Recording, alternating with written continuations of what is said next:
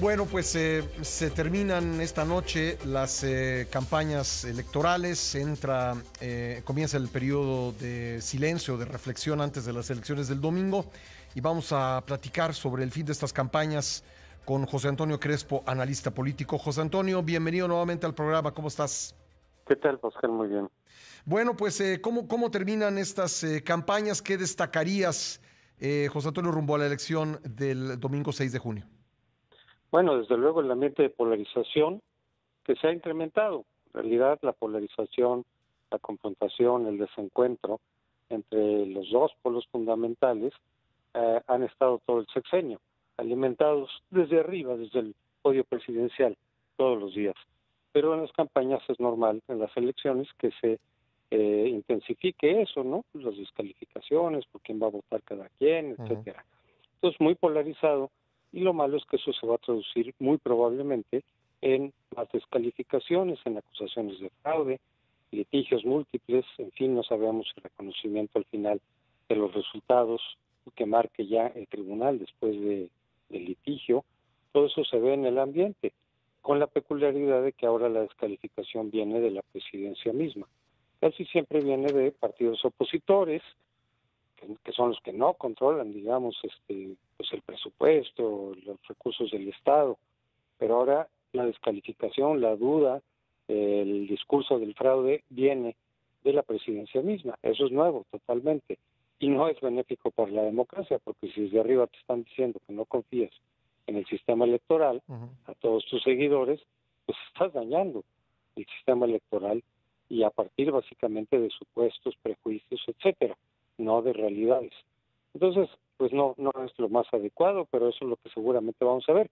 A pesar de que en general parece que le va a ir no tan mal a Morena, que mantendrá la mayoría no calificada, pero sí absoluta, lo cual para ellos es bastante bueno a mitad del sexenio. 8 o 9 gubernaturas de 15, tampoco es que esté tan mal. Pero si no logran lo que López Obrador desea, entonces ese remanente probablemente lo va a impugnar, lo va a cuestionar Ujú. con el discurso del fraude. ¿No te pareció un poco contradictorio lo que dijo ayer el presidente respecto a lo que había venido diciendo justamente el fraude? Ayer, pues prácticamente dijo que todo estaba en paz y en tranquilidad e iba a ser una fiesta cívica. Sí, efectivamente, ayer o estos días ha tenido un discurso mucho más conciliador del que lo hemos oído normalmente. Ujú. Me parece a mí que simplemente estrategia de decir, bueno, ya viene la última semana, yo digo que las cosas básicamente, pues ahí van. El problema es que si mantuvo ese discurso del fraude durante todos estos meses, incluso violentando la propia Constitución, con su participación en las elecciones que la Constitución prohíbe, y pese a los llamados del INE pues de que se apegue a lo que dice la Constitución, Ujú. en una reforma que recordamos, se ha recordado, él impulsó en el 2008, 2007-2008.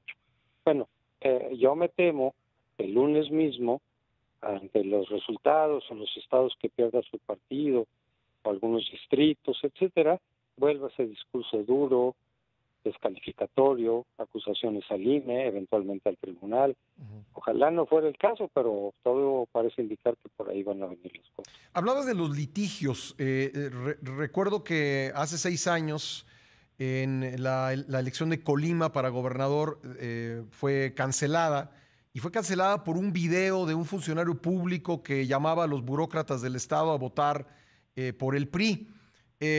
No hay el riesgo de que estas intervenciones reconocidas por el propio presidente pudiesen generar la base para litigios con los que se busque la anulación de elecciones? Sí, del lado de la oposición también va a haber, desde luego, litigios, también va a haber reclamos, básicamente a partir de la participación del presidente. Ujú. Ahora, eso no se traduce en automático en una anulación, depende de otras circunstancias, por ejemplo, que el margen de distancia entre punteros sea muy estrecho, Ujú. normalmente la ley exige menos del 5%, ahí es donde pues, la oposición podrá apelar y decir, oigan, es que aquí el margen es reducido con lo que nos gana Morena, y ahí pudo haber sido determinante la participación ilegal del presidente. Ujú. Un poco lo que dijo el tribunal respecto del 2000.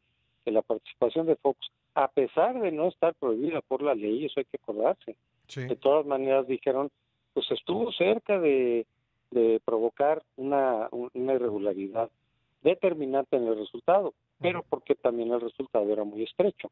Ahí donde haya ventajas amplias, pues no habría motivo para anular, solo quizá en casos de resultados muy cerrados, y yo me imagino que también con otras agravantes, no solo la participación del presidente. Sí. Por ejemplo, sobre gasto de campañas, que también es una causal de nulidad. ¿Qué habría que decir de la violencia? Este ya se convirtió en el proceso electoral más violento en su etapa previa al día de las votaciones, por lo menos en el México reciente, el México moderno. Sí, ya desafortunadamente esto no es nuevo. En cada elección desde hace varios años hemos visto ese tipo de violencia. Sabemos que es la participación básicamente del crimen organizado que quiere incidir sobre los candidatos que les sean afines, por ejemplo, con los que haya llegado a acuerdos y quitar a los que puedan ganar pero no están con ellos. Los amenazan, les dicen que se retiren, algunos lo hacen, otros los matan, los secuestran, etcétera. El hecho de que en esta elección haya habido más violencia que en otras, yo lo atribuiría, a reserva de lo que digan los expertos, yo sí creo en los expertos de distintos temas, que tiene que ver con el hecho de que la violencia se está incrementando, la narcoviolencia, el crimen organizado en general, más allá incluso del proceso electoral. Vemos cómo el número de muertes derivadas de esa guerra del crimen pues, son más que los que hubo en otros sexenios a estas alturas.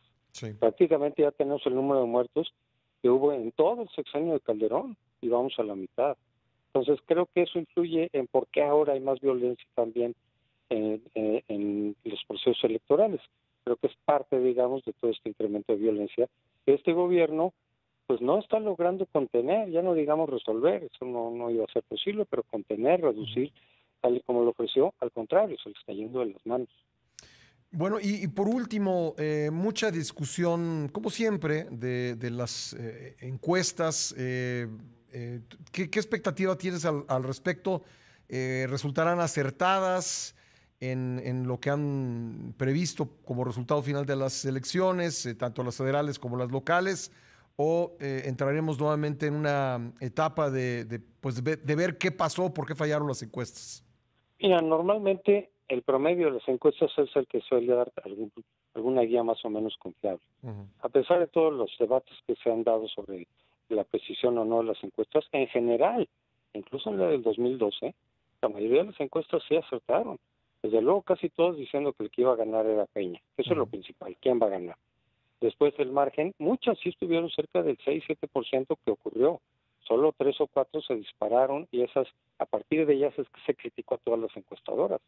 Pero en general, aún en 2012, la mayoría tuvo un pronóstico adecuado. Pero sí hay que ver el promedio. El promedio dice que Morena va a ganar mayoría absoluta, pero difícilmente la calificada. Si son correctas esas mediciones, creo que por ahí va a ser el resultado y que incrementará en algún número de diputados la oposición coaligada, tendrá más de los que tiene ahora. En ese sentido habría un avance para los opositores, para quienes buscan un equilibrio, etcétera. Pero no es suficiente. Vamos a ver si así resulta o no, pero creo que hasta ahora el promedio de encuestas es el que en general puede proyectar algo más cercano a lo que ocurrirá en la elección, a menos que tengamos una sorpresa, ¿verdad? Pero en general ese es el pronóstico de la mayoría de las encuestas. Una que otra se dispara para arriba, otra para abajo. Por eso lo más adecuado es observar el promedio de las encuestas. Pues muy bien, José Antonio, te agradezco que nos hayas acompañado hoy. Un abrazo y muchas gracias. Con mucho gusto. Hasta luego. Hasta luego, José Antonio Crespo, analista político.